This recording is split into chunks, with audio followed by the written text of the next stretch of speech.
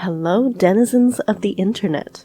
I'm Evelyn Silver, author of the upcoming book, The Bloodline Chronicles, Witch's Night, with the Wild Rose Press, writer of Bath Book Reviews, aka Books I Read in the Bath, and your disembodied voice attached to a cartoon for the evening.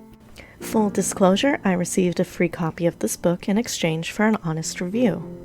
Round of Applause is Book 2 in the Strawberry Shifters series by Marilyn Barr. I do feel like I missed something in not reading Book 1, but I could follow it as a standalone well enough.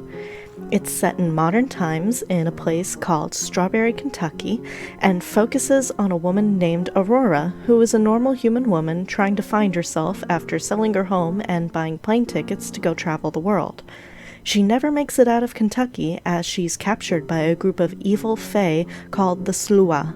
Luckily for her, she is soon rescued by a pack of shifters, including our sexy love interests, James and Nate. There's a lot to like about this book, and I'll do my best to keep it spoiler-free, only including spoilers that the author provides in the book's description. So let's dive in. Regarding the writing style, I can't say it was my favorite. There were some obvious typos, such as missing open quotes, a comma after a period at the end of a sentence, and random open quotes in the middle of dialogue. And the dialogue was not the strong point of this book. It felt a little stiff, though it did have moments of quality that made me laugh or smile.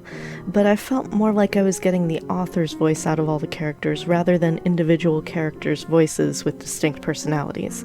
That said, I could follow everything easily enough, and did enjoy the style of the descriptive passages. The characters, as stated in the writing style, did suffer from a little bit of semi-monolithic dialogue, in which similar words, styles, and mannerisms would be used by characters who didn't feel like they should have those things in common. However, the characters did all have their own personalities shine through regardless of that, and I found myself quite enjoying them. Aurora's determination was wonderful, and I couldn't help but root for her. James and Nate weren't what I expected in very good ways. I'm used to shifter romance being very black and white. You're my mate now, and there's nothing you can do about it type of deal. This beautifully isn't that. There's a sniff test that shifters can do, and if somebody passes it, that means there's the possibility of being mates. But it's not mandatory, and that was great. And with the pack dynamics, when a lot of shifter romance focuses on unrealistic alpha nonsense, drawing on outdated and incorrect wolf pack studies, this felt more realistic and more familial. And the alpha isn't a man, which is awesome. I've actually never seen alphas in shifter romances as women before, so bravo. That said, one thing I didn't like that I have to mention is regarding Aurora's desire to visit Europe and Asia. I don't mind that she wants to go traveling with the purpose of trying to find and fall in love with a man, but I did cringe a little when she referred to her travel destination as the Far East, a phrase I believe is about as outdated as the Orient.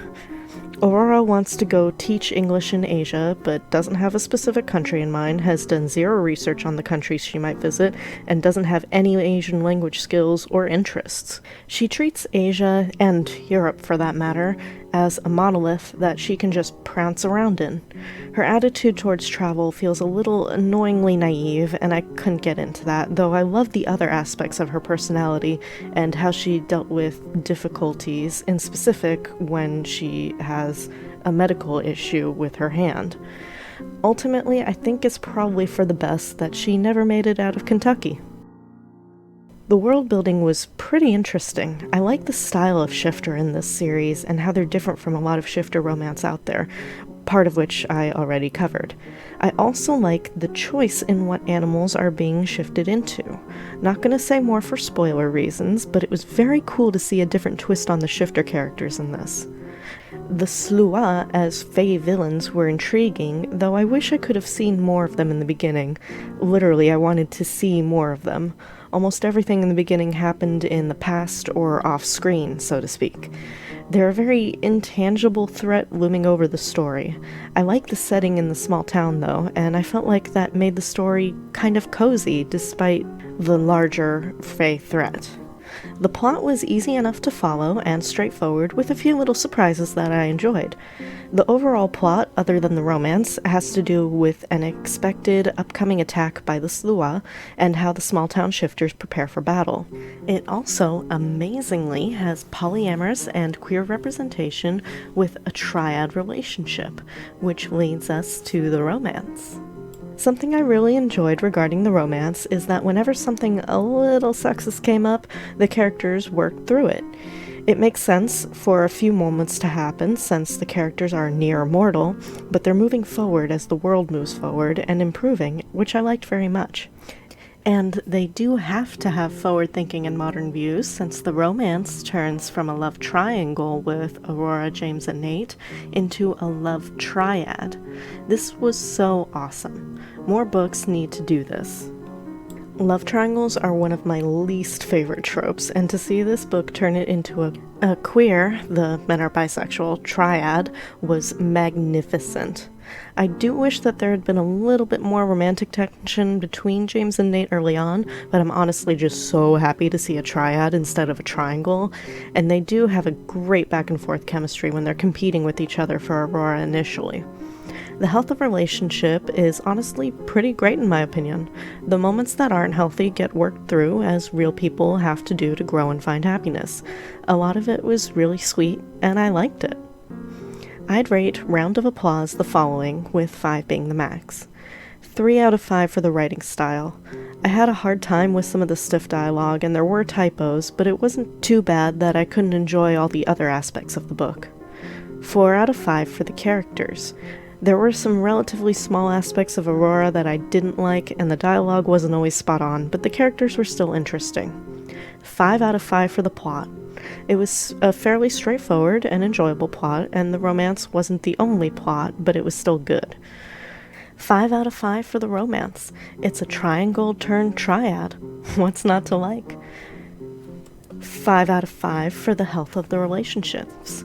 Emphasis on consent and mostly healthy behaviors were present. Overall, I'd rate this book a 4.5. If you want a triangle turned triad with shifters who break the mold, pick up this book. For the heat level, which is not part of the rating, it is a 3 out of 5, as it does have some hot sex scenes that aren't just allusions to the act, but it doesn't have more intense detail, focusing more on the romantic aspects. You can find Round of Applause by Marilyn Barr available for purchase, and more information about the author at the links in the description of this video. Thanks for watching my Bath book review. Be sure to like and subscribe to catch all my future content.